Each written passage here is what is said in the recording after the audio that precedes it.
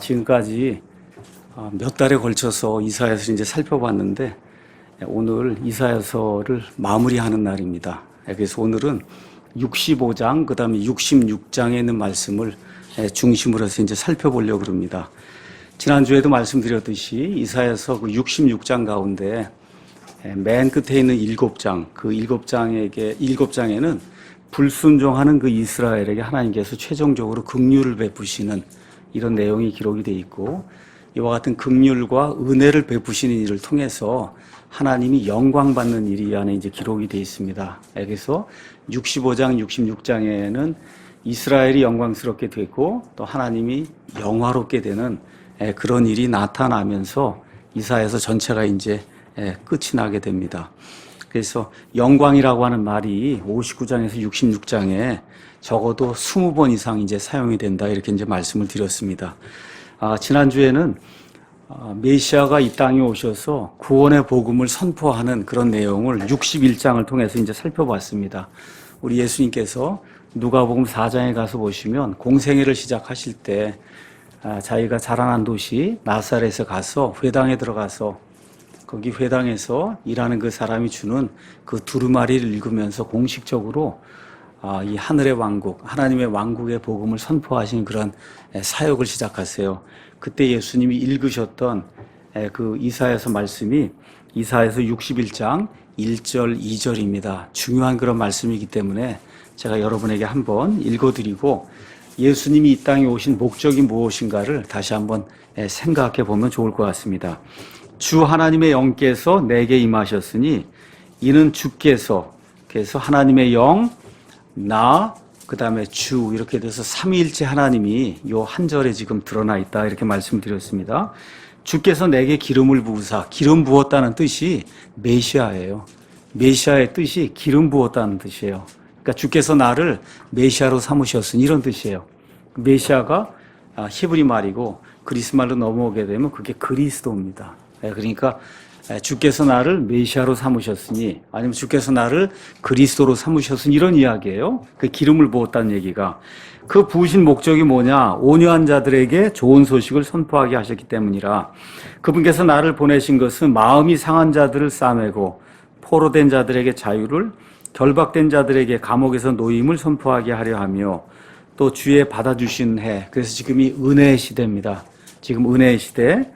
또 우리 하나님의 원수 갚으시는 날, 주님을 믿지 않는 모든 그런 자들에게 하나님이 심판하시는데, 특별히 그 심판이 최종적으로 온 땅에 떨어지는 때가 재림의 때입니다. 그래서 첫 부분은 예수님의 초림, 뒷부분은 예수님의 재림, 이게 두 가지가 있는데, 우리 예수님이 누가복음에서 이 하늘의 왕국의 복음을 선포하실 때는 앞부분에서 딱 끊으세요. 주께서 기뻐하시는 그 해, 받아주신 해, 여기까지만 이제 선포를 하신다, 이렇게 이제 말씀하십니다. 우리 하나님의 원수 갚으시는 날을 포고하고 애곡하는 모든 자를 위로하게 하려 함이며, 시온에서 애곡하는 자들에게 정하여 주되. 이스라엘 백성이 오랫동안 고생하거든요. 근데 이제 재림의 때에 그들에게 제 대신 아름다움을 주고 애곡 대신 기쁨의 기름을 주며 근심의 영 대신 찬양의 옷을 주게 하려 함이라. 그리함으로 그들이 주께서 심으신 의의 나무라 불릴 것이요 이로써 그분께서 영광을 받으시리라. 그래서 여기 61장 1절에서 3절 가서 보시면 전적으로 이스라엘에 대한 사역이에요. 이스라엘에 대한 사역. 그러면 교회는 어디에 들어있냐? 교회는 주의 받아주신 해와, 다음에 여러분 스페이스 하나 떼어 있죠? 그거. 그렇죠? 거기하고 우리 하나님 원수 갚으시는 날, 그 사이에 지금 교회 시대가 들어있는 거예요. 그러니까 지금 여기 이사야에게 이렇게 말씀하실 때 교회에 대한 이야기는 안 하신다는 거. 교회는 아직 드러나질 않았어요. 구약시대에 드러나지 않은 신비예요. 그렇죠? 그래서 교회가 나오지 않고 어떻게 돼요? 이렇게 봤을 때 여기 초림이 있고 그 다음에 여기 재림이 있고 이제 이런 방식으로 성경이 이제 기록이 돼 있다는 거. 그래서 이 구약 성경에 나와 있는 말씀을 통해 신약 시대의 교회를 찾으려고 하는 거는 그건 거의 불가능한 이야기다. 왜 그래요? 하나님이 알려주지 않으셨어요. 교회, 신약 교회를. 그래서 점프한다는 거, 그거를 저와 여러분이 늘 기억하시면 좋을 것 같습니다. 자, 그 다음에 이제 이 63장에는 재림의 때에 하나님께서 온 세상의 악한 자들을 예루살렘 근처로 모으셔서 그래서 포도즙 틀에서 포도를 밟는 사람 같이 그 악한 자들을 회오리 바람으로 다 몰아 넣으셔서 그래서 하나님이 직접 이 사람들을 밟아갖고 그래서 약 300km 정도까지 이 말 굴레 이 정도 높이까지 피가 철철철 흘러서 저 홍해로 내려가는 이와 같은 그 포도즙 틀 심판하시는 그 무서운 내용이 63장에 이제 기록이 되어 있습니다. 우리 계시록에서는 이거를 아마겟돈 전쟁이라고 이야기한다. 그렇게 이제 이해하시면 되고, 자, 이렇게 이제 될 때 맨 끝에 이제 이스라엘이 하나님의 은혜를 받기 위해서 회개의 기도를 드리거든요.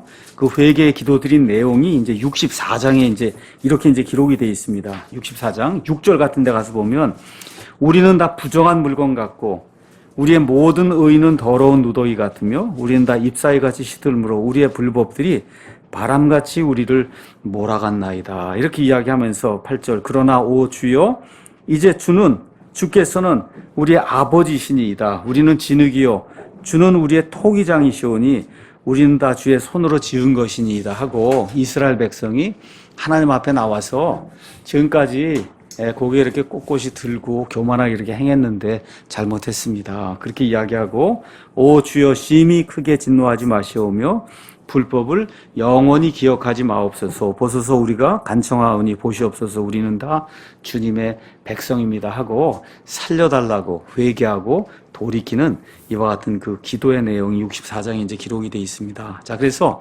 오늘 이제 65장, 66장 이사야서의 이제 맨 클라이맥스 맨 끝에 이제 와 있는데 이와 같은 그 이스라엘 백성의 그 울부짖는 그 기도에 우리 주님께서 응답하시는 내용이 이제 65장, 그 다음에 이제 66장이다. 이렇게 이제 보시면 되겠습니다. 먼저 65장은 한마디로 하나님께서 모든 것을 이제 새롭게 하시면서 첫 아담이 망쳐놓은 모든 것을 둘째 아들 예수님 재림하시면서 모든 것을 회복하시는 그래서 새로운 창조를 이루시는 이와 같은 그 축복의 내용이 65장에 이제 기록이 되어 있습니다. 그래서 먼저 이스라엘 백성의 기도에 대해서 우리 주님이 응답하시는 내용이 1절에서 이제 7절에 이렇게 기록이 되어 있습니다.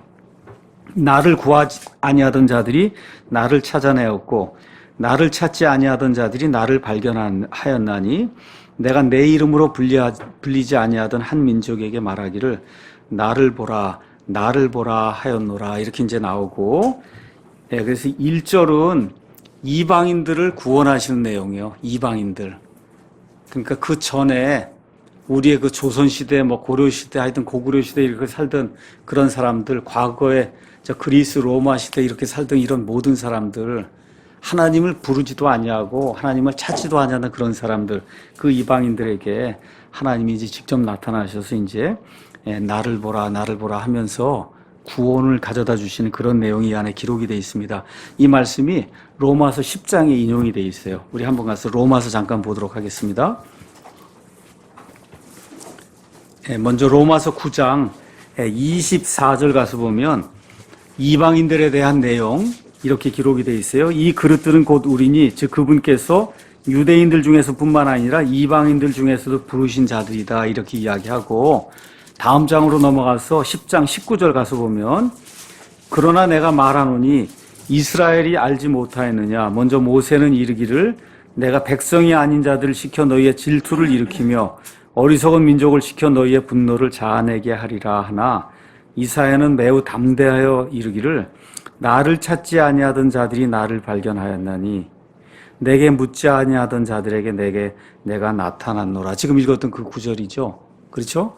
이렇게 해서 이방인들 하나님을 찾지 않는 자들에게도 예수 그리스도의 복음이 이렇게 선포가 되면서 교회 시대가 열려서 그래서 하나님을 찾는 그런 일이 이제 생기게 됐다. 이렇게 성경이 이야기를 하고 있고 이와 동시에 65장으로 다시 넘어가셔서 2절부터 이제 7절에는 이스라엘 백성이 짓고 있는 죄를 하나님이 이제 다시 한번 보여주세요. 어떤 죄를 짓냐? 2절. 내가 하루 종일 내 손을 펼쳐서 누구를 부르냐? 자기 백성을 부르는 거예요. 그 백성이 어떻게 하냐?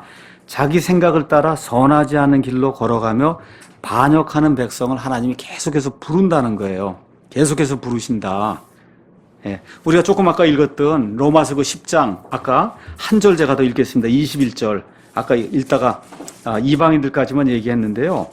오직 이스라엘에 대하여는 이르기를 내가 종일토록 내 손을 내밀어 불순종하고 거역하는 백성을 향하게 하였노라. 그러니까 지금 이사야서 이 말씀을 그대로 인용하는 거예요. 앞부분은 그래서 이들의 불순종으로 말미암아 이방인들에게 복음이 선포가 됐다는 내용이고, 이스라엘은 하나님이 그렇게 부르고 사랑하고 했는데도 불구하고 하루 종일 손을 벌려갖고 오라고 얘기해도 돌아오지 않는 그러한 반역의 이와 같은 그 행위를 하나님께 이제 했다고 성경이 이제 이야기하는데, 그들이 한 일이 3절부터 이제 구체적으로 나옵니다. 동산에서 희생물을 드리고, 하나님이 원치 않는 데서 희생물을 드리고, 벽돌 제단에서 분향하며 내 얼굴 앞에서 계속해서 내 분노를 일으키는 백성이라. 그래서 성전에서 하나님이 지정해 놓으신 이와 같은 제단에서 이런 희생물을 드리고 해야 되는데, 자기들끼리 다 어디 짜고 어디서 만나자 그러면 몰래 모여갖고 그래서 희생물을 드리고 하여튼 분향을 하고, 다 누구에게 했겠어요? 거짓 신들에게 그렇게 했단 말이에요. 그들은 무덤들 사이에 머물며, 이스라엘 백성에게 무덤이라고 하는 것은 가증한 거거든요. 죽은 사람들이 있는 데이기 때문에 기념비, 거기에 가면 뭐 비석도 있고 여러 가지가 있잖아요. 이런 데 이제 거하면서 돼지고기를 먹으며, 이스라엘 백성은 신정국가 시대에 하나님께서 분명하게 돼지고기를 먹으면 안 된다고 이야기했어요. 그러니까 하나님이 명백하게 주신 그와 같은 그 명령을 이렇게 어기는 거예요. 가증한 것들의 국을 그릇에 담으면서 또 뭐라고 이야기하냐, 이르기를 너 스스로 서 있고 내게 가까이 오지 말라, 나는 너보다 거룩하니라. 그러니까 이번 종교의식이나 뭐 향을 피우고 엄청나게 이렇게 이제 하면서 내가 너보다 더 많이 하지 않냐. 그렇죠? 내가 너보다. 그러니까 나는 더 너보다 거룩한 사람이다. 라고 하면서 하나님이 미워하는 일을 극도로 하면서 그게 마치 거룩한 사람이 되는 것처럼 착각하는 이런 일들을 행한다는 거예요. 그때 하나님이 뭐라고 말씀하시냐 하면, 이런 자들은 내 코에 연기요, 내가 완전히 그냥 불로 이렇게 태워버리겠다, 불쏘시개다, 이제 그렇게 얘기하는 겁니다. 하루 종일 타오르는 불이로다, 이렇게 이제 되면서, 그래서 하나님이 이들에게 보응하시겠다고 하는 그런 말씀, 6절, 7절에 이들의 불법에 대해서 하나님이 보응하시겠다.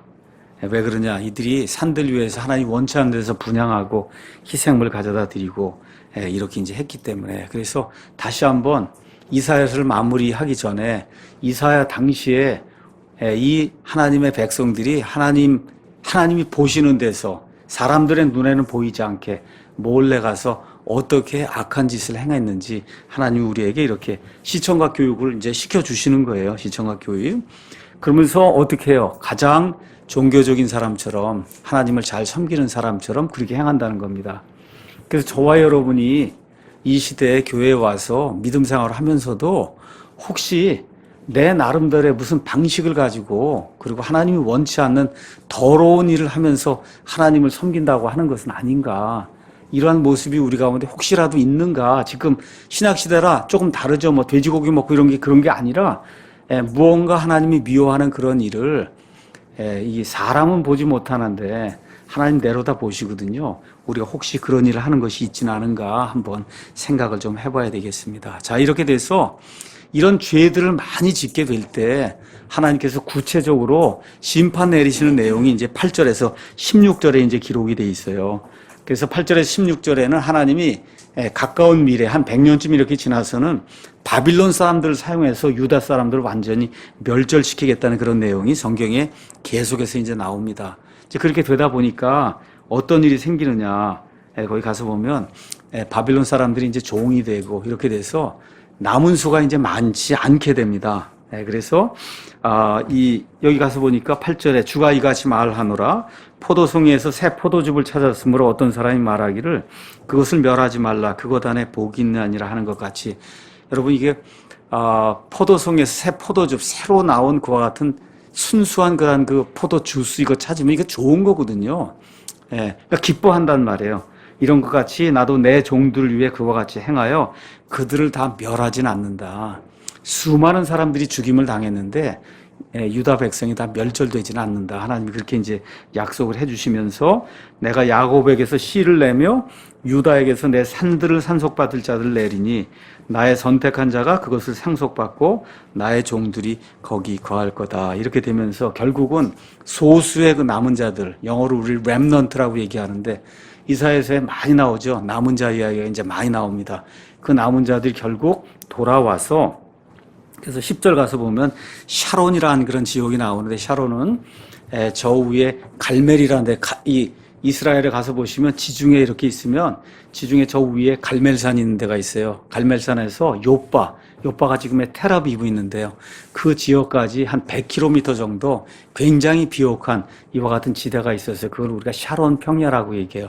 그 샤론 평야로 돌아와서 그래서 짐승을 키우고 그래서 번성하게 하나님이 그렇게 만들어 주신다는 얘기가 나오고 그 다음에 아골골짜기가 나오는데 아골골짜기 여러분 아골골짜기 이야기 좀 들어보셨죠? 여호수아기 7장인가 가서 보시면 아간이 하나님을 속이고 하나님이 하지 말라고 하는 그와 같은 일들을 행했다가 결국은 아간과 그의 온 가족이 돌을 맞고 죽는 이와 같은 데가 있어요. 그 돌을 맞고 죽은 그 장소가 아골골짜기예요. 그러니까 아골골짜기라고 얘기하면 황폐함의 대명사라고 보시면 돼요. 아주 그냥 완전히 황폐한데요. 아무것도 살 수 없는 그런데 아주 저주받은데 이거 아골골짜기예요. 근데 나중에 이 이스라엘의 유다의 남은 자들이 돌아와서 그 아골골짜기에 이제 살게 되고 그래서 아골골짜기가 풍성한 것을 내고 또 많은 가축을 내는 그런 좋은 장소가 될 것이다. 하나님이 그렇게 이제 말씀을 해 주십니다. 자, 그래서 우리 호세아서 한번 잠깐 가서 볼까요? 호세아서 가서 보시면 동일한 내용이 이제 그 안에 이렇게 이제 기록이 되어 있습니다. 호세아서 2장 가서 보겠습니다. 호세아서 2장 14절. 그러므로 보라 내가 그녀를 끌어당겨 이스라엘, 유다를 끌어당겨 광야로 데리고 가서 그녀에게 위로하는 말로 이르고 또 그때부터 그녀의 포도원을 그녀에게 주며 아골 골짜기를 소망의 문으로 주이니 그녀가 어렸을 때와 이집트 땅에서 올라오던 날에 하던 것 같이 거기서 노래하리라. 지금 이제 아마 다음 주부터는 호세아를 공부할 거예요. 그래서 지금 이사야하고 호세아, 그 다음에 요엘, 아모스 이렇게 쭉 나가면서 이제 대언서들을 계속 공부할 거예요. 가서 보시면 내용이 거의 동일합니다. 어떤 이야기 하는 거냐면 포로 생활 가는 거 하나 하고 또 먼 미래에 재림에서 돌아오는 거 하고 이 두 개가 계속 교차해서 이게 나타나면서 이스라엘 백성이 결국 궁극적으로 재림의 때 자기 땅에 돌아오는 그런 내용이 여기 이사야서부터 맨 끝에 말라기까지 계속 반복해서 나오는 거예요. 그래서 그때 가서 보시면 이사야서 하여튼 27번 이거 공부한 게 이게 굉장히 중요한 내용이구나 이렇게 이제 이해하실 수 있을 거예요. 자, 그래서 여기 가서 보니까 아골골짜기를 소망의 문으로 하나님이 준다는 거예요. 아주 그렇게 황폐하던 곳이 소망을 가득 담을 수 있는 소망과 함께 살 수 있는 그와 같은 문이 된다고 하니까 얼마나 아름다운 데로 바뀌는지 우리가 상상해 볼 수가 있습니다. 자, 그 다음에 이제 이 사람들의 그 죄악에 대해서 구체적으로 어떤 죄를 졌냐 11절에 그러나 너희는 주를 버리는 자들이요 하나님을 대적하고 그리고 악한 일들을 꾸미는데 구약 성경에서 하나님을 버린다고 하는 건 다른 거 없어요. 마귀들을 섬기거나 우상들을 섬기는 거예요. 하나님이 미워하시는. 그래서 내 앞에 다른 신들을 두지 말라고 하는 게 가장 큰 명령이잖아요. 그렇죠. 나 외에 다른 신을 두지 말라. 근데 지금 이스라엘 백성 또 유다 백성이 계속해서 죄를 짓는 게 결국 그거거든요. 하늘과 땅을 무에서 유로 창조하신 그 위대하신 그 하나님을 가져다 버리고 돌덩어리, 쇠덩어리, 뭐 나무덩어리 이런 걸도 뭐 조각을 만들어 거기다가 절을 하니 이게 정말 얼마나 답답한 그런 일이겠어요. 여기서 똑같은 겁니다. 나의 거룩한 산을 잊고 거룩한 산, 솔로몬의 성전이 있는 곳, 하나님의 성전이 있는 곳 여기를 다 잊어버리고 그러니까 거기 와선 희생물을 드리지 않는다는 거예요. 그 군대를 위하여 마귀의 군대 그 군대, 우상들의 군대를 위하여 상을 예비하며 그 수대로 얼마나 마귀들이 많은지 하여튼 그 수대로 음료 헌물을 제공하는 그런 자들이다. 참 이게 이해가 좀 안 되죠. 그렇죠? 이해가 좀 안 돼요. 어떻게 이런 일이 발생할 수 있는가. 지난주에 아마 우리 정관영 형제님이 우리 교회 사이트에 지금 저 1948년 5월에 저 이스라엘 땅에 돌아온 저 이스라엘 백성이 정말 그래도 하나님의 백성인 줄 알고 지금까지 그렇게 생각하고 살았는데 이번에 텔아비브에서 전 세계에서 가장 큰 동성애 집회 26만 명이 모였는데 그렇게 모이고 텔아비브는 뭐 LGBT 그러니까 동성애 뭐 트랜스젠더 뭐 게이 뭐 이런 거 다 합쳐서 전체 인구 한 20%? 25%가 텔아비브가 이스라엘에서 가장 큰 도시예요, 지금. 인구 면에서 가장 큰 도시인데 거기에 25%가 게이, 레즈비언, 트랜스젠더, 그다음에 바이섹슈얼, 이게 LGBT라는 거예요. 이게 지금 보시면 이해가 되시죠? 그러니까 하나님이 이렇게 말씀하신 거 이해가 되시죠? 이게 하나님의 백성이라고 하는데 믿지 않는 사람보다 더 악한 일을 한단 말이에요. 더 악한 일을 해요. 참 안타까운 일이 알 수가 없는 그런 일인데 그것이 결국 뭐라고 할까? 부모의 교육이 없어서 그런 게 아닌가 그런 생각이 들어요. 부모가 교육을 제대로 시키지 않아서 그런 거다.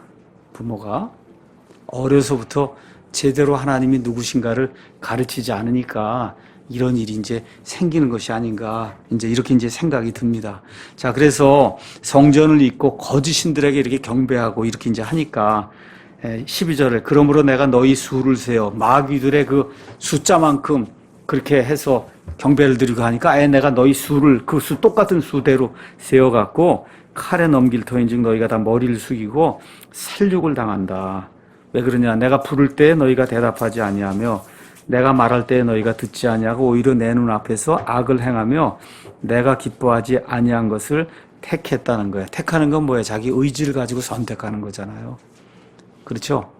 그래서 정말 우리 아이들, 손자, 손녀들 좀 기억하시고 어떻게 하든지 주님께 좀 이렇게 인도해야 되겠다. 좀 작정을 좀 하셔야 됩니다. 어려서부터 아이들 좋은 그런 그 성품의 사람이 되도록 하고 하나님을 알 수 있도록 하고 알 수 있으면 자꾸 들어야 되거든요. 들을 수 있도록 하고 주일학교도 다니게 하고 이렇게 해서 하나님께로 인도하지 않으면 그러면 다 마귀의 아이들, 마귀의 자식들이 될 가능성이 크다는 거를 여기 지금 하나님의 백성이 그러는 거예요. 하나님이 지금 왕이에요. 많은 그런 심판을 보이고 시시때때로 징계를 주는데도 이러는데 지금 우리 자유롭게 살잖아요. 그렇죠? 이렇기 때문에 지금이 더 믿기가 어려운 거예요. 자유를 엄청나게 주셨기 때문에 이 내 의지를 꺾고 하나님을 믿는다고 하는 게 이게 어려서부터 훈련이 되지 않으면 이게 상당히 어려운 거다. 그렇지 않으면 아이들과 손녀, 손자들 다 잃게 된다는 걸 저와 여러분이 이제 기억을 해야 됩니다. 자, 그래서 이제 13절에서부터 16절에는 두 부류의 사람이 나오는 거예요. 주님을 버리는 사람과 주님을 섬기는 사람. 주님을 버리는 사람, 주님을 섬기는 사람. 이게 두 부류의 사람이 이제 나오게 됩니다. 그래서 주님을 버리는 자도 아까 말씀드린 대로 성전을 잊어버리고 하나님께 희생물을 드리지 아니하고 마귀와 그의 천사들 또 아무것도 아닌 나무 조각들에게 경배하는 이런 사람들 하나님이 멸하시겠다고 말씀하시고 그 13에서 16절에 하나님을 찬양하는 것과 같은 자, 하나님을 섬기는 자들, 이들에겐 하나님이 복을 주시는데 그 복이 뭐냐? 17절에서 25절에 나와 있어요. 새 하늘과 새 땅에 복을 주시겠다는 거예요.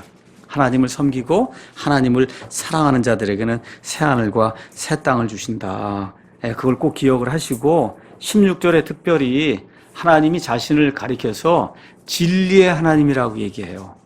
그러니까 우리 기독교의 하나님은 진리의 하나님이에요. 성경 창세기부터 시작해서 요한계시록 끝까지 다 진리를 가르치는 책이에요. 제가 요새 가장 많이 느끼는 것이 뭐냐?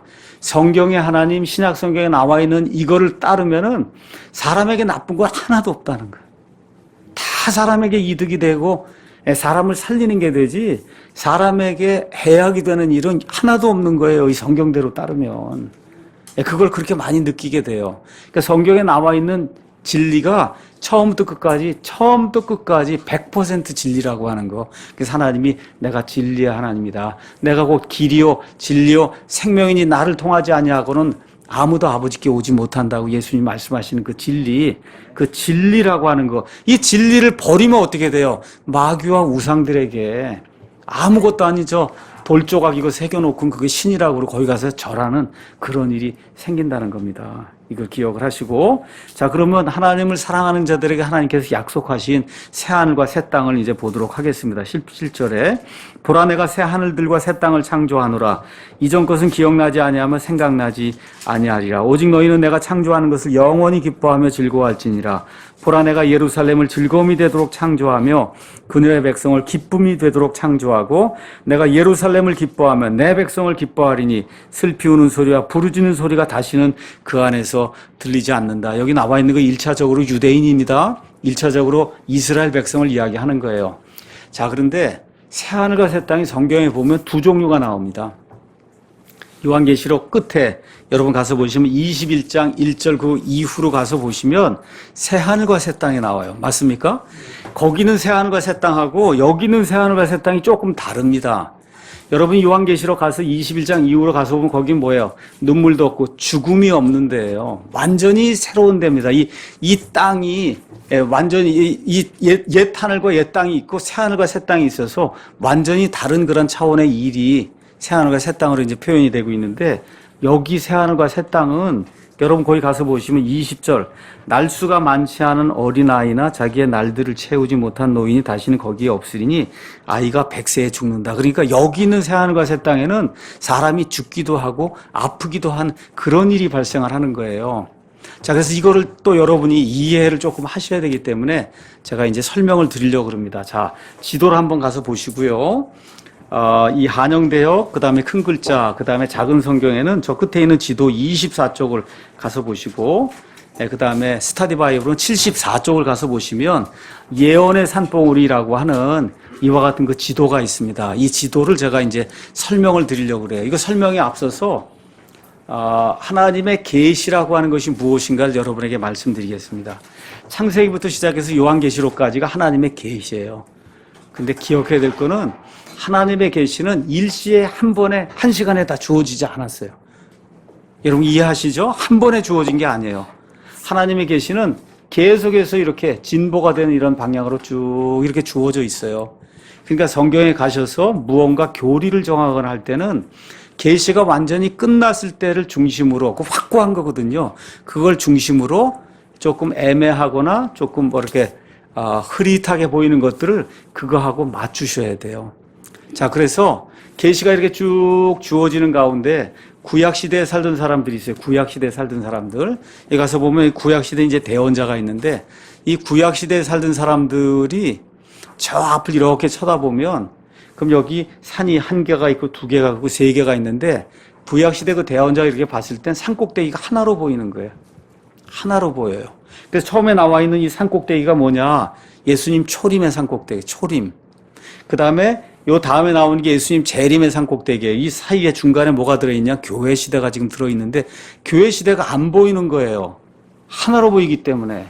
그렇죠? 그 다음에 이게 재림의 산꼭대기 끝난 다음에 맨 뒤로 가면은 뭐가 있냐? 새하늘과 새 땅이 이루어지는 그 산꼭대기가 있어요. 요 사이에 뭐가 들어있냐? 천년왕국이 들어있는 거예요. 천년왕국. 여기와 여기 사이에 천년왕국이 들어있어요. 이게 끝나고 나서 새하늘과 새 땅, 요한계시록 21장에 새하늘과 새 땅이 이루어지고 있는데 여기 서 있는 이 대언자, 구약시대 대언자는 요거가 하나로 보이고 요 중간에 있는 게 안 보이는 거예요. 중간에. 여러분 이해하시겠죠? 예. 자, 그럼 우리는 어디에 있느냐? 우리는 하나님의 모든 계시가 이미 AD 90년경에 요한계시록을 통해서 완전히 주어진 시대에 살고 있기 때문에 우리는 여기 끝까지 다 볼 수 있는 사람이에요. 여기 끝까지. 계시가 다 주어져 있기 때문에. 여기 살진 않지만 여기 끝까지 다 볼 수 있는 사람이에요. 그렇죠? 그래서 가서 보니까 어떻게 돼 있어요? 요한계시록 가서 보니까 새하늘과 새 땅이 있고, 그렇죠? 그 다음에 뭐가 있어요? 여기 천년왕국이 있고, 그 전에 7년 환란기가 있고, 그렇죠? 휴고가 있고, 이런 내용이 요한계시록까지 쭉 가면서 이 계시가 이렇게 쭉 진보가 되면서 우리 모두에게 확연하게 이제 보여진단 말이에요. 그러니까 이걸 중심으로 해서 애매모호하거나 좀 흐릿한 그와 같은 것들을 살펴봐야 된다.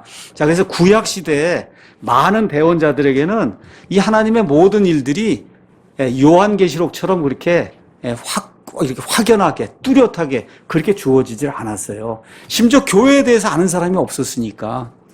여러분 이해하시겠죠? 이러다 보니까 어떻게 보여요? 이게 쭉 가서 보니까 이거나가 다 같이 보이는 거예요. 같이. 이렇게 돼서 여기들 새하늘과 새 땅이라고 지금 이야기하는 거다. 근데 새하늘과 새 땅이 틀린 것도 아니에요. 꼭 틀린 게 아니다. 왜냐하면 두 개가 다른 의미로 쓰였어요. 여기 지금 여기 천년왕국을 가리켜서 새하늘과 새 땅이라고 얘기한 거는 여기에 첫 아담이 있었잖아요. 그 첫 아담이 에덴 동산이 이 모든 걸 망쳐놨거든요. 그 망쳐놓은 거를 둘째 아담이 오셔서 모든 걸 회복하셔서 말 그대로 산과 들과 이런 모든 것들이 모든 지형이 다 변하게 되는 거 알죠? 천년왕국 때. 그렇죠? 이렇게 되면서 사람의 수명이 다시 어떻게 1000살까지 올라가는 그런 일이 돼서 옛날로 다시 돌아가면서 모든 것이 새롭게 되는 그런 일이 여기에 생겨요. 그렇기 때문에 여기가 여기 있었던 이때와 비교해서 새하늘과 새 땅이라고 얘기해도 아무 문제가 없는 거다. 근데 성경이 이야기하는 진짜 새하늘과 새 땅, 정말 확연히 구분되는 새하늘과 새 땅은 천년왕국 이후에 여기에 생기는 거다. 그래서 여기부터 시작해서 새하늘과 새 땅이라고 해도 지금 구약시대 대원자들은 괜찮아요. 그것뿐이 알려지지 않았으니까. 근데 우리는 더 정확하게 하면 여기부터가 새하늘과 새 땅이다. 이렇게 이야기하는 게 맞는 거다. 그렇게 저와 여러분이 이해를 하시면 됩니다. 자, 그래서 여기 가서 보니 18절에 이제 예루살렘이 영광을 누리게 되고 거룩함과 그다음에 어떤 하모니, 조화, 화평, 기쁨 이런 것들이 이제 예루살렘에서 넘쳐나오는 그런 일이 생기게 되고 그래서 20절 그다음에 22절 거기 가서 보면 여기 보통 아이가 죽는다 뭐 한 달 돼서 죽는다 이런 일은 안 생긴다는 거예요. 죽어도 언제쯤 죽어요? 100세는 돼서 죽는다는 거예요. 100세. 그거를 아이라고 부른다는 거예요. 아이라고. 이렇게 이야기하면서 22절에는 이 사람의 날수가 나무의 날수와 같다. 보통 나무가 1000살을 산다고 얘기하거든요. 그래서 이 성경을 다시 잘 보시면 첫 아담에게 하나님이 에덴 동산을 맡겨주셨어요. 첫 아담이 그걸 지키지 못했어요. 그렇죠? 마귀에게 넘어갔단 말이에요. 둘째 아담이 오셔서 그거를 회복하세요. 그거를 문자 그대로 이 땅에서 1000년 동안 회복하셔야만 하나님이 원래 이루시고자 했던 그 일을 이루실 수 있기 때문에 그래서 새하늘과 새 땅이 오기 전에 반드시 이 땅에서 1000년 동안에 하나님이 에덴에서 이루고자 하신 그 일을 이루는 그런 시기가 필요한 거다. 그걸 꼭 기억을 하셔야 됩니다. 그래서 처음에 사람들이 몇 세까지 살았어요? 대충 1000살까지 살았죠? 그래서 가장 많이 산 사람이 얼마야? 969세. 그래서 이때 가면 수명이 다시 늘어나서 지형이 다 변하고 아마 이 하늘에 있는 이와 같은 이런 어떤 것들은 이제 변하게 돼서 사람이 사실 많이 이렇게 늙고 이런 것 중에 하나가 UV, 자외선 때문에 그렇거든요.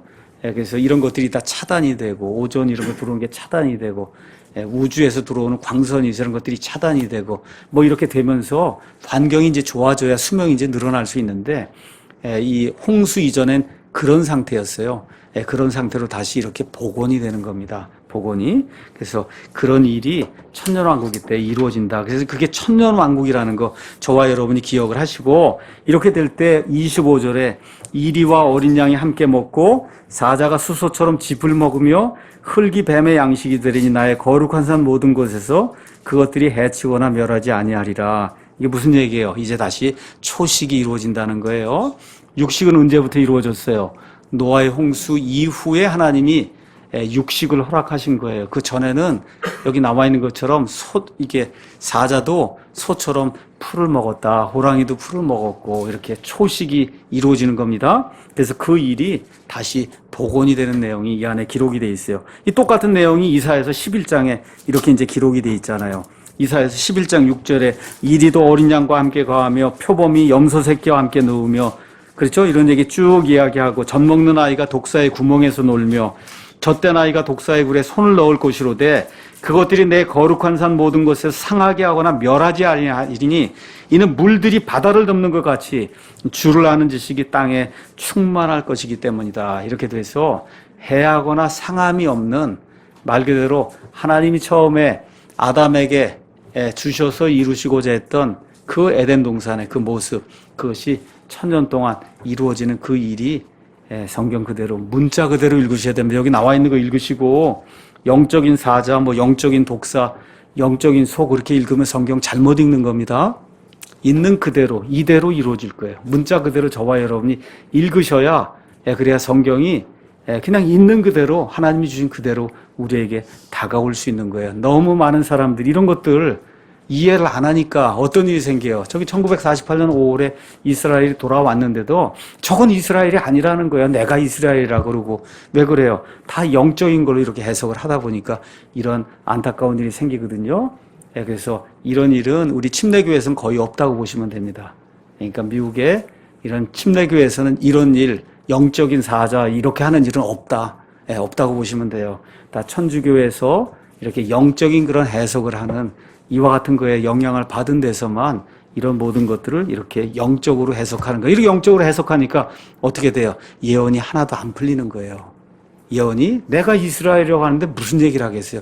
저와 여러분이 이스라엘이라고 하는데 무슨 얘기를 하겠어요? 이런 일이 생기면 안 된다. 성경은 있는 그대로 저 아브라함의 씨 저 이스라엘이 있고, 그렇죠?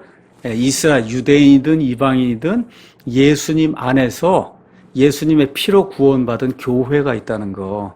그래서 이제 나중에 교회가 다 휴거가 돼서 이제 올라가게 되면 이 땅에 믿지 않는 유대인들과 믿지 않는 이방인들이 남게 돼. 그 7년 환란기에 들어가게 돼요. 거기서 이제 맨 나중에 믿음을 가지고 끝까지 믿음을 가지고 그래서 주님을 신뢰하고 견뎌내는 사람이 어디 들어가요? 천년왕국에 들어가는 거예요. 믿는 사람 가운데 유대인들, 믿는 이방인들, 그 사람들만 육신을 입고 100% 구원받은 상태에서 천년왕국에 이제 들어가는 거다. 그것도 천년도 요한계시록 20장 거기 가서 보면 천년에서 6번이 나오는데 진짜 천년입니다. 진짜 천년이에요. 뭐 영구히 긴 기간 이런 거 아닙니다. 그래서 성경이 이야기하는 대로 저와 여러분이 그대로 이제 믿으셔야 됩니다. 자, 그래서 24절에는 이와 같은 때에는 하나님이 어떤 복을 그 천년왕국에 있는 사람들에게 주시느냐. 그들이 부르기 전에 내가 응답하며 그들이 아직 말하는 도중에 내가 듣는다. 진짜 이제 하나님하고 그냥 하나가 되는 이와 같은 일이 천년왕국의 때 이제 생긴다. 자, 이제 66장 이야기하고 마치겠습니다. 66장은 새로운 민족이 탄생하는 걸 이야기하는 거예요. 새로운 민족, 물론 이스라엘입니다. 이스라엘인데 저 1948년에 태어난 저 이스라엘, 저거는 어느 면에서 정치적 의미의 이스라엘이에요. 이제 저게 이제 이스라엘이 되는 게 맞는데 나중에 주여 믿습니다 하고 돌이키면서 하나님이 원하시는 그 백성이 되는 그 일, 그거를 새로운 민족이 되는 거다. 지금 말씀드렸잖아요. 돌아오긴 돌아왔어요. 정치적으로 이스라엘을 지금 형성했어요. 맞는데 아까 말씀드린 대로 텔아비브라 하는 그런 도시 거기에 25%가 LGBT라고 얘기하니, 그렇죠? 하나님을 진짜 찾고 정통대로 이렇게 따르려고 하는 사람은 진짜 소수뿐이 안 남아 있거든요. 이거를 지금 변화시켜서 그래서 구원받는 자들을 만드셔서 새로운 민족을 형성하는 그 일이 66장에 이제 기록이 되어 있는 거예요. 자, 먼저 66장 앞부분보다 뒤를 먼저 설명하겠습니다. 66장 7절에서 9절 먼저 보겠습니다. 그녀가 진통을 겪기 전에 해산하고 자기의 고통이 임하기 전에 사내 아이를 낳았으니 누가 그러한 일 들었느냐? 누가 이러한 일들을 보았느냐? 땅이 하루에 만들어져서 열매를 내겠느냐? 혹은 한 민족이 순식간에 태어나겠느냐? 그런데 시온은 진통하자마자 자기 자녀들을 낳았다. 그러니까 지금 저기 돌아와 있어요. 지금 정치적인 이스라엘이 지금 근데 하나님께 돌아서진 않았단 말이야 아직. 그렇죠? 저거 돌아서는 그 일이 생기는데 그 일이 순식간에 생긴다는 거예요. 순식간에. 지금 그 얘기를 하고 있는 겁니다. 순식간에 이제 생기는 거다. 다시 말씀드려. 이스라엘, 자, 여자들이 이제 애를 낳으려고 하면 진통이 오죠. 그렇죠? 그걸 영어로 birth pain이라고 얘기해요. 엄청나게 아픈 게 pain이에요. pain. 그렇죠? 그래서 진통이 오고 가다가 그냥 극도로 이제 갔다가 어떻게 해요? 그러다가 아기가 나올 때는 쑥 하고 나오는 거잖아요. 그렇죠. 그러니까 아기를 낳는 건 순식간인데 그 전에가 엄청 아픈 거예요. 그 전에가. 저는 낳진 않아서 자세히는 모르지만 옆에서 보니까 그런 것 같아요. 하루 뭐 이상 그냥 엄청 아프다가 애가 그냥 양수가 터지면서 탁 나오는 거잖아요. 그렇죠. 이스라엘 백성도 고집을 피우고 말을 듣지 않고 이렇게 하는 가운데 예수님 말씀하신 대로 창세 이후로 한 번도 겪어보지 못한 엄청난 것과 같은 대환란. 그게 뭐예요? 아기를 낳을 때 받는 그와 같은 그 진통을 그렇게 겪고는 나중에 가서 죽겠습니다, 살려주십니다 하고 하나님께 돌아가는 건 순식간에 이루어진다는 거예요. 이게 성경이 지금 그 얘기를 하는 거예요. 도저히 못 참겠으니까 도저히 제가 살아날 수가 없습니다. 하나님께 손을 들고 돌아가는 그 일은 순식간에 이루어진다. 그러니까 3년 반 정도의 그와 같은 엄청난 그 반란기를 거치면서 하나님께 돌아서는 그 일이 이 안에 이제 생긴다. 어떨 때 일어나냐? 어떨 때 일어나요? 예수님을 메시아로 영접하는 그 순간에. 우리 한번 마태복음 가서 한번 볼까요? 이런 말씀들 제가 늘 이야기하지, 여러 차례 이야기하지만 이게 중요한 거예요. 예수님이 이제 지상에 오셔서 메시아 사역을 다 하셨어요.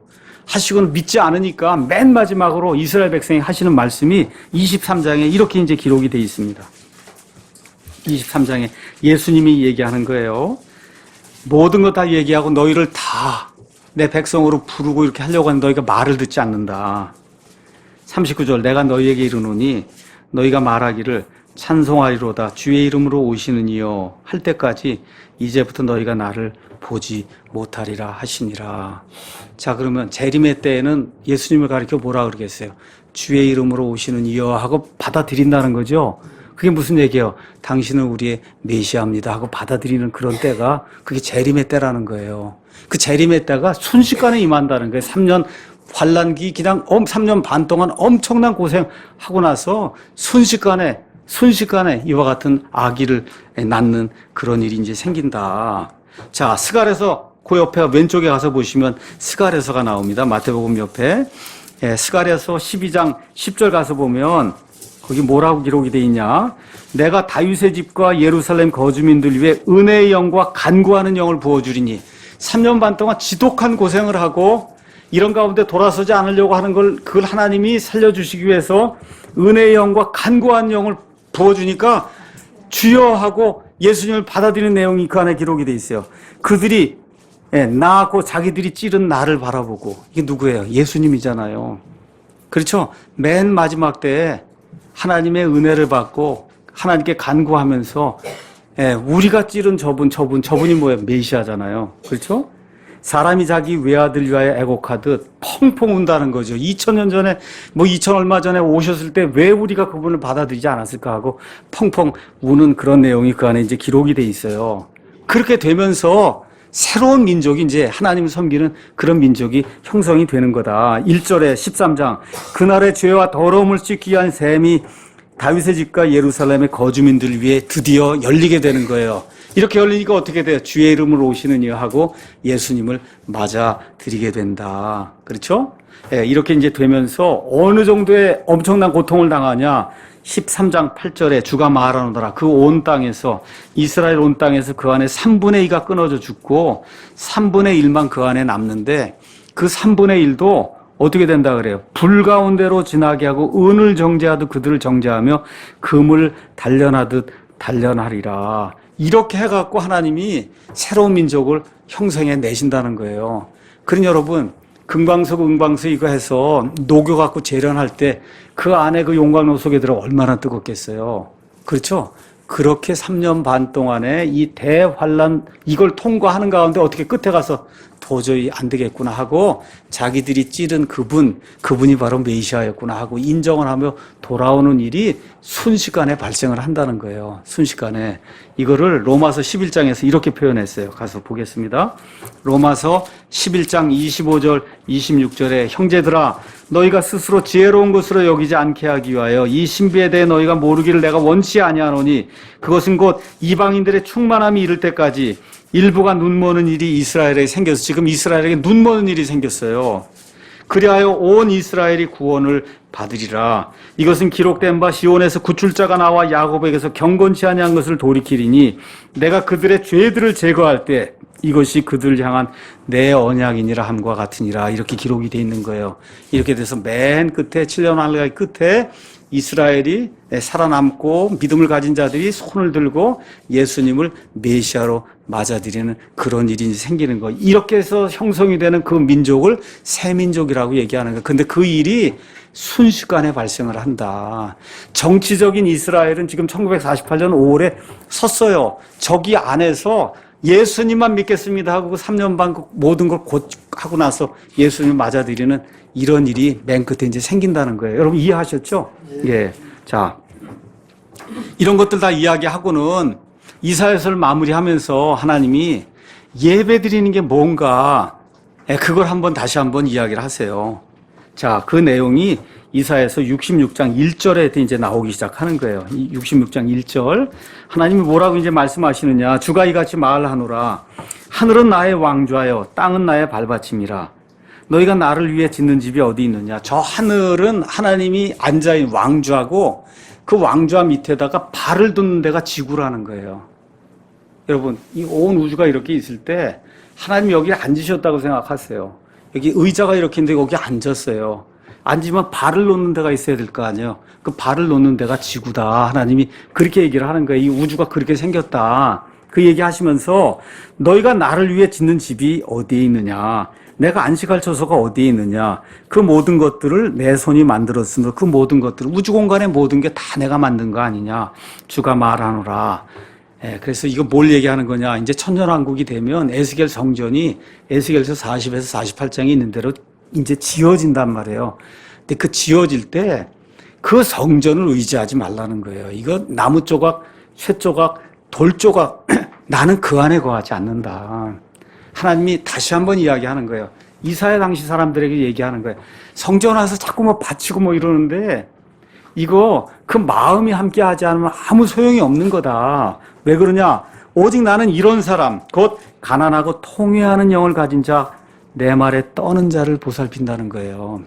그러니까 신약과 구약이 우리에게 이야기하는 게 하나님은 영이시니 그분께 경배하는 자들이 반드시 영과 진리로 경배를 해야 되는데 경배의 모양은 있어요. 짐승을 가지고 와요. 피를 뭐 뿌리고 뭐 분향을 하고 이렇게 이제 하는데 하나님이 마음이 그 안에 들지 않은 사람이 짐승을 죽이고 하는 건 어떻게 생각하느냐? 3절. 소를 잡는 자, 희생하기 위해서 소를 잡는 자는 마치 사람을 죽이는 자처럼 그냥 소를 산더미처럼 해서 죽이는데 하나님 볼 땐 사람 살인하는 것처럼 보인다는 거예요. 마음이 없이 하면. 그렇죠? 어린 양으로 희생물을 드린 자는 마치 개 목을 꺾는 자 같으며 봉헌물을 드린 자는 마치 돼지의 피를 드린 자 같고 분향하는 자는 마치 우상을 찬송하는 자 같으니 그러니까 마음이 없이 하나님께 나와서 예배 드린다고 할 때 하나님이 그 사람을 보면 이런 사람 같다는 거예요.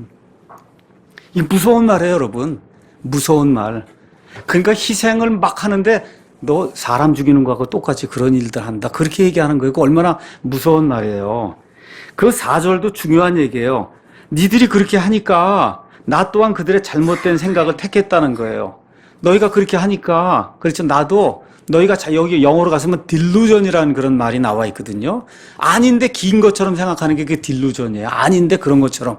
그렇죠? 하나님이 받지도 않는데 하나님이 받으시는 것처럼 막 기뻐하고 거룩하게 혼자 스스로 도취해서 이런 일들을 하는 거 그렇게 하면 하나님이 미워하신다. 그 얘기를 지금 하고 있는 거예요.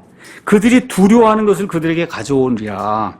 이는 내가 부를 때 대답하는 자가 아무도 없었으며 내가 말할 때 그들이 듣지 아니하고 오히려 내 눈앞에서 악을 행하면 내가 기뻐하지 아니하는 것을 택하였다. 이렇게 하나님이 원하는 것은 하지 않고 사람들 보기에 뭐 하는 것처럼 갖다 바치는 거 이것만 하면 그럼 뭐라 그래 하나님이 내가 원치 않는다는 거예요. 이거는 신약과 구약 전체에 걸쳐서 하나님이 이야기하는 거예요. 그래서 하나님이 기뻐하는 예배를 드린 사람, 이 사람이 믿음을 가진 사람이에요. 돈을 많이 바치고 경건의 무슨 모양이 이런 게 중요한 것이 아니라 이 마음이 하나님이 받으실 수 있는 그런 마음이 돼야만 하나님이 그 사람이 행하는 모든 일에 복을 주고 그 사람 하는 그런 예배를 받으신다. 그러니까 지금 66장 이거 긴 책 아닙니까? 이걸 마무리하면서 하나님이 다시 한번 못을 박는 거예요.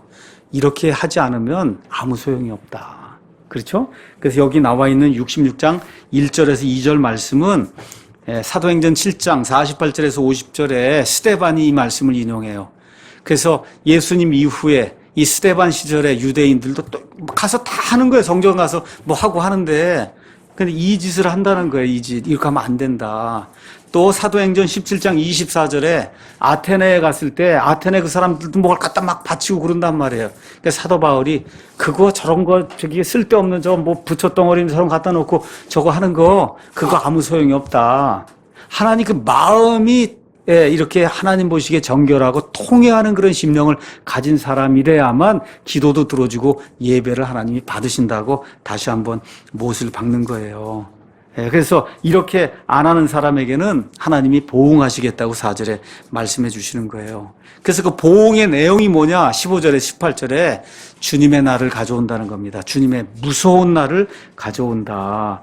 15절에서 18절에 그 내용이 나와요. 보라, 주가 불과 함께 회오리바람 같은 자신의 병거들과 함께 임하여 경로로 자신의 분노를 불꽃으로 자신의 책망을 나타내리라. 주가 불과 자신의 칼로 모든 육체, 하나님을 이렇게 거룩하게 여기지 않는 모든 육체와 변론하리니 주에게 죽임을 당할 자가 굉장히 많다. 이건 특별히 이제 7년 환란기 때 엄청난 수가 죽는 거거든요. 왜 그러냐? 하나님을 섬기는 모양은 있는데 통회하는 마음이 없단 말이에요. 그렇죠? 그때는 그 대환란기 때 죽게 되고 그 전에 많은 사람들 가운데 죽지요. 어떻게 돼요? 지옥불 속에 들어갈 수밖에 없다. 지금식으로 얘기하면 그렇게 이야기하는 거예요. 자, 그래서 결국 이런 모든 일들을 통해서 18절 가서 보면 하나님께서 내 영광을 모든 사람들이 보도록 그렇게 만든다. 그러니까 수많은 사람들이 이 포도즙 튼 심판 이런 걸 통해서 피가 300km까지 흘러나가는 이런 걸 보면서 야, 진짜 하나님 엄청난 위력의 소유자구나. 이래서 하나님의 영광을 보는 그와 같은 일이 맨 마지막 때 이제 생긴다고 성경이 이야기하고 있는 겁니다. 자, 이와 같은 일 끝난 다음에 19절에 하나님이 뭐라고 말씀하시느냐. 내가 그들 가운데 표적을 세우고 그들로부터 도피한 자들, 이방인들로부터 또 악한 자들로부터 도피한 자들, 이 자들을 모든 민족들에게 여기 가서 보니까 다시스, 불, 룻, 두발, 야완 뭐 이렇게 여러 섬들이 나오는데 섬이 강화도 이런 거 얘기하는 게 아니라 그랬어요. 바다와 닿고 있는 데를 성경은 섬이라고 얘기해. 모든 대륙에 하나님을 알지 못하는 그런 모든 사람들에게 이 유대인들을 파송을 해서 하나님의 영광을 알리는 그런 일을 하나님께서 이제 하신다. 이렇게 이제 말씀해 주세요. 이렇게 되면서 20절 가서 보니까 주가 말하노라 이스라엘 자손이 헌물을 깨끗한 그릇에 담아 주의 집으로 가져오는 것 같이 그들이 너희 모든 형제들을 모든 민족들에게서 취하여 그럼 누구야? 이스라엘. 온 세상에 흩어져 있는 그 이스라엘 백성이 맨 마지막 때에 다시 어디로 모여요? 이스라엘 땅으로 모이는 그와 같은 일이 생기게 된다. 성경이 이제 그렇게 우리에게 이야기해 주는 거예요. 이런 사람들 중에서 취해서 21절에 내가 제사장들과 레위 사람들을 삼는다. 이렇게 이제 나와 있어요. 그러니까 한번 말라기서 한번 잠깐 가서 보겠습니다. 말라기 3장 잠깐 가서 보겠습니다. 말라기 3장. 다 이게 재림의 문맥이거든요. 스가랴 다음에 이제 말라기, 마태복음 바로 전에 3장 1절에 만군의 주가 말하노라 보라 내가 내 사자를 보내리니 그가 내 앞에서 길을 예비할 것이요 침례자 요한을 이야기하는 거예요. 또 너희가 구하는 주 예수님 메시아가 갑자기 자신의 성전에 임하리니 곧 너희가 기뻐하는 언약의 사자라 보라 그가 임하리로다. 그러나 그가 임하는 날을 누가 견디겠느냐. 무지 힘들다는 거예요. 이 예수님 임하는 때가 너무 힘들고 그가 나타나는 때 누가 서겠느냐. 그렇죠? 3절 그가 은을 정련하여 깨끗하게 하는 자같이 앉아서 레위의 아들들을 깨끗하게 하되 은과 금같이 그들을 깨끗하게 하여 그들이 의 안에서 주에게 헌물을 드리게 한다. 그 어떻게 돼요? 레위 사람들 다시 찾아내고 그 가운데서 제사장도 만들고 이렇게 해서 에스겔서 40에서 48장에 나오는 성전 이 예배를 드릴 수 있도록 하나님 만들어 주신다는 거. 4장도 가서 볼게요. 보라 화덕같이 불태우는 날이 임하느니 참으로 모든 교만한 모든 자와 악하게 행하는 모든 자가 지푸라기가 되리라. 이렇게 이야기하고 2절에 그러나 내 이름을 두려워하는 너희에게는 의의 해가 대문자로 쓰여 있죠. 예수님이 자기 날개들 안에 병 고친 능력을 가지고 떠오르리니 너희가 나아가서 외양간에 송아지들 같이 자라. 여기 나오는 너희도 1차적으로는 다 이스라엘 백성이에요. 그래서 여기 말라기도 맨 끝에 가서 보면 재림의 문맥으로 이런 일들이 똑같이 기록이 돼 있다는 거. 이렇게 이제 하면서 이사야서 66장 22절 가서 보니까 내가 만들 새 하늘들과 새 땅이 내 앞에 남아 있을 것 같이 너희 씨와 너희 이름도 남아있으리라 주가 말하노라. 그래서 이스라엘이 저 땅이 영원 무궁토록 존재한다. 왜 그래요? 하나님께서 아브라함에게 저 땅을 떼어주시면서 영원히 내 씨의 것이 되리라 하나님 말씀해 주셨기 때문에 그대로 이제 이루어지는 거예요. 자, 이렇게 돼서 이제 23절에 이스라엘 백성이 와서 또 이방인들 가운데 스가랴서 14장 가서 보시면 반드시 장막절에 와서 하나님께 경배해야 돼요. 경배하지 않으면 하나님이 비를 내리지 않는다 그랬어요. 결국 비를 내리지 않으면 음식이 없으니까 이제 죽게 되는 거거든요. 자, 그래서 두 부류의 사람이 23절, 24절에 나옵니다. 하나는 주님께 와서 예배 드리는 사람이에요. 월삭부터 다음 월삭까지, 안식일부터 다음 안식일까지 모든 육체가 내 앞에 나와 경배한다. 이렇게 하나님께 예배 드리는 자들이 있고 24절에 가서 보면 하나님한테 죽임당하는 자들이 천년왕국에도 있다는 거예요. 하나님을 대적하고 그들이 나아가서 내게 범법한 사람들의 그 예배를 예루살렘에서 드리고는 밖으로 나아간다는 거예요. 여기 특별히 어디라고 이야기하지 않지만 이렇게 수많은 사람들 사체가 모여있는 데는 전통적으로 어디예요? 흰놈의 아들의 골짜기, 우리가 도벳이라고 하는 데거든요. 예루살렘 바로 앞에 있는 거기에 엄청난 시체가 쌓여 있다는 거예요.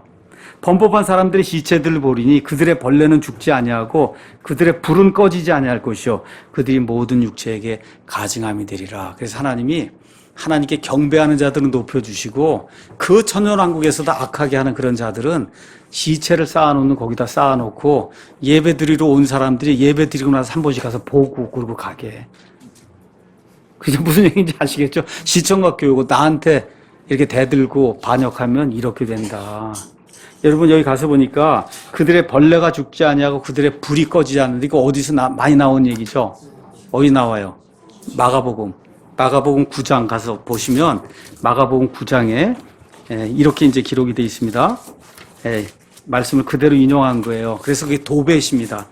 9장 가서 보겠습니다. 43절에 만일 내 손이 너를 실족하게 하거든 그것을 찍어내버리라. 불구가 되어 생명에 들어가는 것이 두 손을 가지고 지옥에 곧 결코 꺼지지 않을 불 속에 들어가는 것보다 내게 더 나으니 거기서는 그들의 벌레도 죽지 아니하고 불도 꺼지지 아니하느니라. 똑같은 이야기를 하는 겁니다. 이게 도벳 흰놈의 아들의 골짜기 시체를 태우는데 이게 너무 중요하니까 우리 킹제임스 성경 원래 성경에서는 하나님께서 44절 거기서는 그들의 벌레도 죽지 아니하고 불도 꺼지지 아니하느니라. 46절 거기서는 그들의 벌레도 죽지 아니하고 불도 꺼지지 아니하느니라. 48절 거기서는 그들의 벌레도 죽지 아니하고 불도 꺼지지 아니하느니라.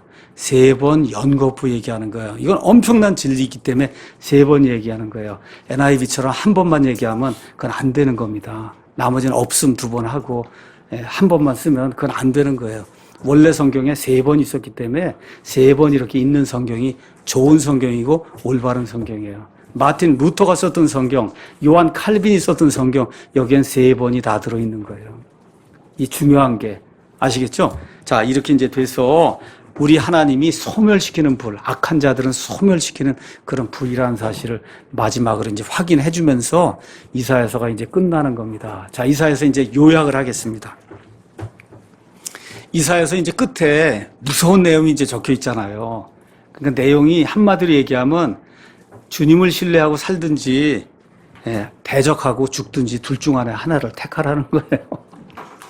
하나님이 그렇게 하나님으로 얘기하면 나를 신뢰하고 살든지 마귀들 섬기다가 죽든지 둘 중 하나 결정해라.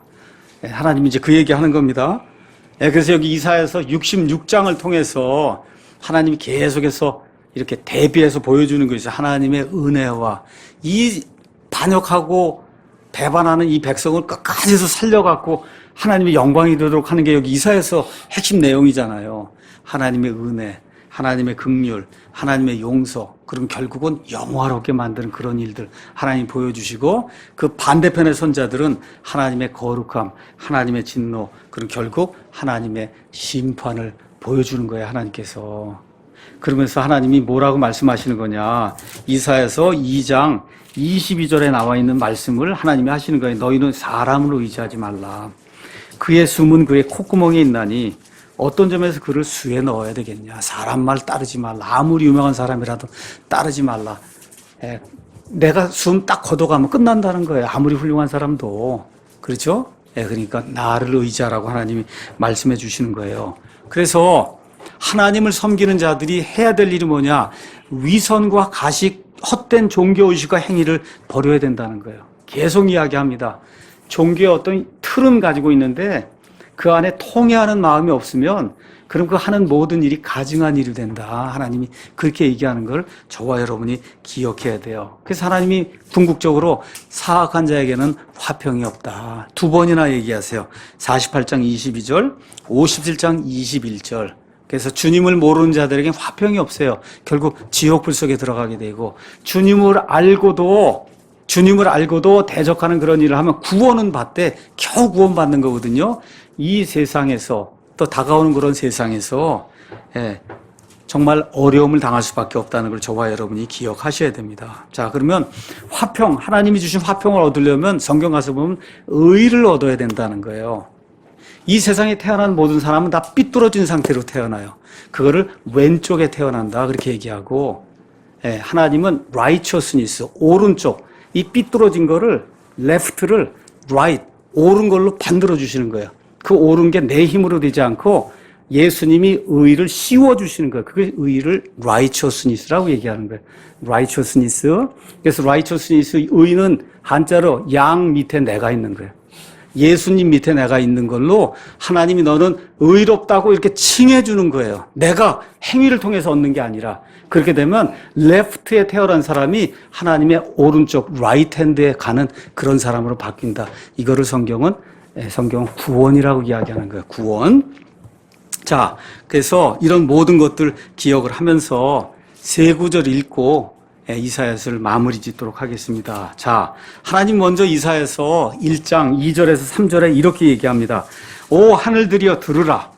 오 땅이여 귀를 기울이라. 주께서 말씀하시기를 내가 자식들을 먹이고 키웠거늘 그들이 나를 거역하였도다. 소도 자기 주인을 알며 나귀도 자기 주인의 구유를 알건만은 이스라엘은 알지 못하며 내 백성은 깊이 생각하지 못하는 듯 하셨다.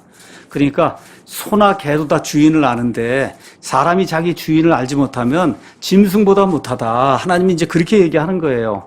그래서 하나님이 초청을 하십니다. 초청하는 내용이 18절에서 20절에 기록이 돼 있어요.